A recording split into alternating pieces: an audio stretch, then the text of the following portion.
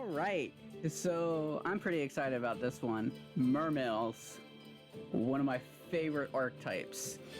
Besides rituals, Mermails were probably my first deck to really get into because my favorite archetype is water, and mermaids are pretty cool, despite how freaking scary they are. But yeah. This is a deck that I always play around with so much. So this looks like the Atlantean version. So in this case, they like to discard themselves or discard other ones to activate effects. So your main go-to is activating the Prince of Atlantis to send a Dragoons to the graveyard to add to hand 2 monsters. So for the pitch of 1, you get 2. It's pretty dang good. But you send it from the deck, and then afterwards, it's just basically you're doing a lot of things, and knowing when to stop is my problem area. But let's see what the actual story is about, because I have no idea. The Tribe of the Abyssal Waters.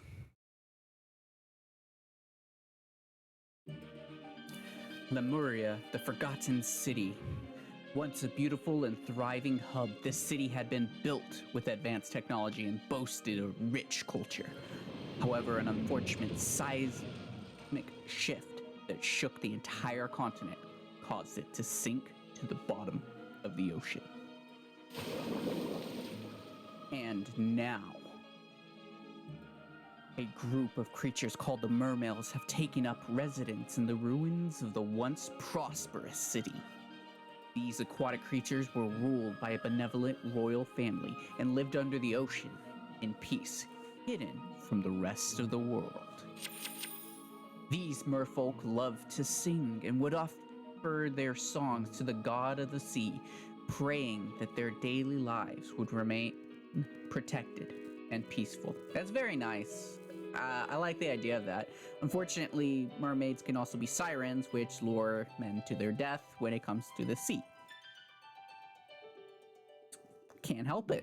Nice music. Sometimes people just fall off the boat. Many of the singers were adults like Mermail Abyssalind. But not all of them.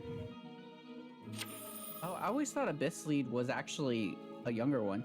Some were young like Mermail Abyss Dean, but that didn't mean their singing was any less beautiful. All of these merfolk played important roles in their prayers. I already know Abyss Dean was younger.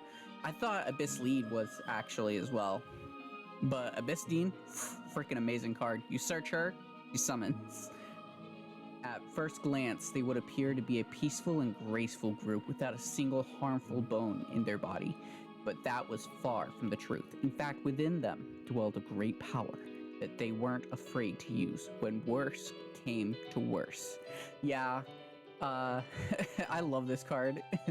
I don't remember its effect. I remember using it, but this is such a cool looking card, I'll say.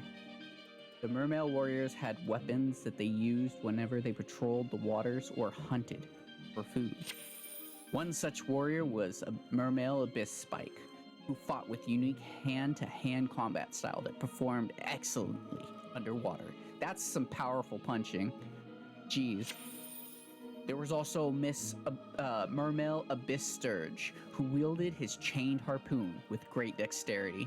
There's something about like a fish wielding a harpoon that's just like, huh, that's kind of cool. These warriors were trained and fought bravely to ensure the safety of their people. The Mermails were a nomadic tribe, and they had traveled many miles to find a safe place they could call home. This lifestyle gave rise to their fearsome battle capabilities and skill. I almost say capabilities. God, that would have been a weird way to say it. Alrighty. So I basically already explained what the deck does. It's probably easier if you actually see it in this case. But yeah, they just kind of summon and swarm the field majority of the time, and they really love discarding effects. Ooh. Okay, so when Abyss Gund is discarded, she basically special summons herself. So getting Abyss Megalo top #1 card.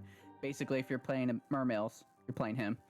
The level 7 Mermail monsters have high attacks and useful effects. These monsters can special summon by discarding a certain number of water monsters from their hand to the graveyard, also giving you an opportunity to use the effects of the level 3 Mermail monsters. They activate when they are sent to the graveyard. When it is difficult to special summon a level 7 due to depleted hand, etc., the effect of a level 4 Mermail monster will be useful in deploying your army. Yeah, sometimes the Mermails will just special summon the other ones, but it's better to use their discard effect because then they get extra shit.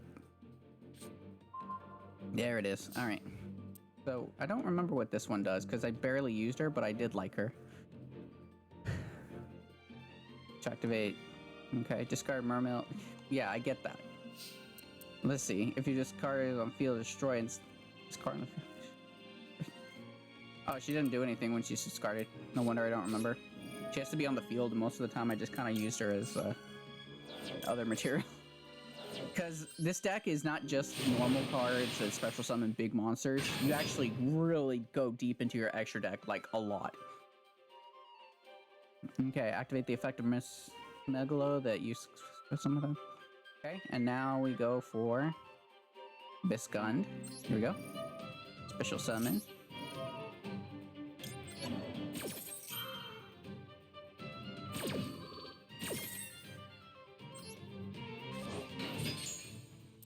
His effect, add to hand. Oh yeah, I forgot. So when you play Mermails, you don't actually play this because people started playing the Sekka's Light. I believe it was Sekka's Light, yeah. Because Sekka's Light, what it does is you get to draw cards, but you can't activate any more spells for the rest of the...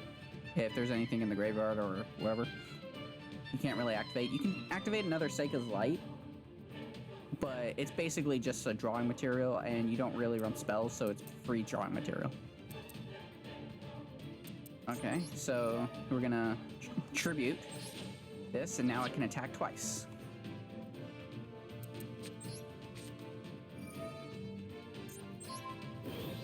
Here we go.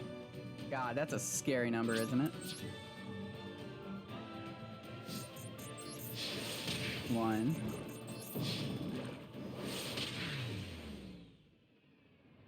My biggest issue has always been stop. You're good. I lost against someone I really didn't want to lose to one time because I didn't stop. Everybody was looking at me just like, just attack. Stop summoning. I couldn't. It happens, alright? That was pretty easy, alright?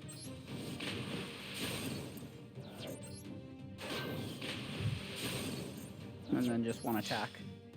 I decided to put this field spell on the field that increased water, so I just kind of built around it pretty easily. It didn't even take that long. Alright. Spined Gilman. Never really used you. Wait, what is what do we get? Oh, sweet. I need to get those. And that's alright. I don't really care for getting the her as a profile picture because I use rituals. But it's nice, I guess. I do like the Abyss Megalo sleeves though. Oh, and at the beginning when I was talking about discarding from the deck, I was talking about Atlanteans, not Mermails. I accidentally mixed them up. A big reason for their survival was the leadership of the royal family. The queen who currently oversaw the tribe was Mermail Abystrite. In their pursuit of a peaceful life, they were not always able to avoid battle, and some of them had been quite devastating. However, they were able to pull through with the support of their queen and her guards. At their helm was Mermail Abyss Megalo, who fought with who fought with a large saw with teeth like a shark and promised safety to his people with his gallantry. Oh, that's a saw? I thought that was a sword. That's why the sounded so weird. However, protecting the merfolk was not all the royal guards did. They had also been entrusted with a secret mission. They were also protectors of the treasures of the Mermails, the Abyss Scales, 3 suits of armors with powerful magic imbued within, and a certain golden bracelet. It's just, even though the equip spells are like really good, it's just better not to run them though. They're fantastic though. The golden bracelet was so famous that even the regular Mermail citizens had heard whispers of it. Legend says that the golden bracelet is so mighty that it can take over the world. Whoever wears it will obtain enormous power and will become ruler of the Mermails. The only one who knew the specifics of the bracelet's powers and its whereabouts was Queen Abyssal. To this day, the bracelet is still shrouded in much mystery. Queen Abyssal prayed that she would never have to unleash the powers of these secret treasures. After much wandering, the Mermails would finally arrive at Lemuria and call it their safe haven and home. The treasures and their fearsome powers stayed hidden, and the mermaids spent their days peacefully. And so for now, the queen was able to rest easy. Well, that's nice. They have weapons of mass destruction that they don't want to use. That's very nice. Forgotten City Dwellers, I already have that one. That's a pretty cool story. I wouldn't say it's like a really good story. It's just basically background stuff, but it's nice to know. Some of the stories are still a little bland. Like this one's just you're being recruited, and this one's talking about their army and how they fight, essentially. This one was, I actually did enjoy this story that they prayed to someone who basically became a priestess for the Reborn. This was an archaeology dig. This was basically a little bit of a history cap on how the samurai army is. Heralds, they're all pretty nice. Some of them are just not good stories. They're just background stuff. It's just like, we couldn't think of anything, so we'll put this in the most basic way possible. It's not bad, but I feel like it could be better. But if you enjoyed, thanks for watching. You can leave a like if you want. Subscribe, because I make these whenever a solo comes out, or I find out that there's one that comes out. Sometimes it won't be immediately, but I try to be up to date. Other than that, thanks for watching. Have a good day, night, evening. Either one's fine.